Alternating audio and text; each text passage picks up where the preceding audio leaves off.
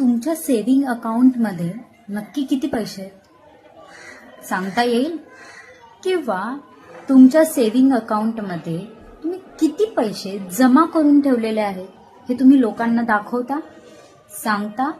नाही, ते फक्त तुम्हाला माहिती असतं. का? कारण ते गुप्त असतं.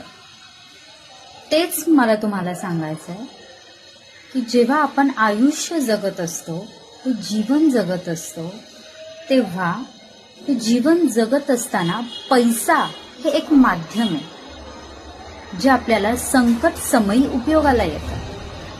बरोबर आहे? त्याचबरोबर अध्यात्मामध्ये पुण्याला सुद्धा, पुण्यकर्माला सुद्धा खूप महत्व आहे. आता पुण्यकर्म कसं उपयोगाला येतं? मी एकदा एक स्टोरी पाहिली होती व्हॉट्सॲपला. त्या स्टोरीमध्ये ते जे समाजसेवक आहेत ते ऑलरेडी इलेक्शन पण लढत होते, प्लस समाजसेवा पण करत होते. त्यांची संस्था पण होती जी गोरगरिबांना मदत करायची.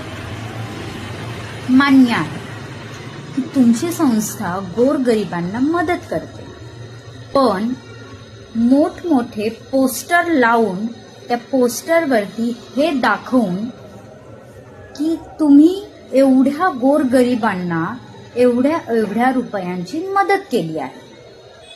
आता ह्याच्या दोन बाजू आहेत. एक पहिली बाजू जिथे तुम्ही प्रचार करताय की तुम्ही लोकांना मदत करताय, गरजू लोकांना तुम्ही मदत करताय आर्थिकदृष्ट्या, किंवा जी त्यांची गरज आहे ती भागवण्यासाठी.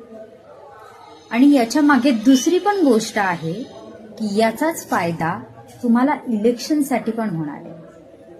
पण याच्या सुद्धा वरती जाऊन सगळ्यात महत्वाची गोष्ट आहे ती म्हणजे निस्वार्थ भावनेने केलेली लोकांची सेवा.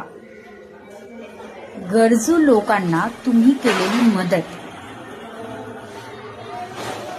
ती मदत जी फक्त तुमच्या पुरती आहे, ती मदत जी फक्त त्या लोकांमध्ये आणि तुमच्या पुरतीच मर्यादित आहे, जी कोणालाच माहिती नाही, ही तिसरी बाजू आहे. आता हा सांगण्याचा उद्देश असा की जेव्हा आपण हे आयुष्य जगत असतो, हे आयुष्य म्हणजे आपला एक ग्रंथ आहे, आपला अनुभव आहे, ज्याच्यामध्ये आपण प्रवास करत असतो. हे आयुष्य जगत असताना बऱ्याचदा आपण निस्वार्थपणे जेव्हा जेव्हा संकटात अडकलेल्या लोकांना, गरजू लोकांना आपण मदत करतो, मग ती पैशांची असू देत, औषधांची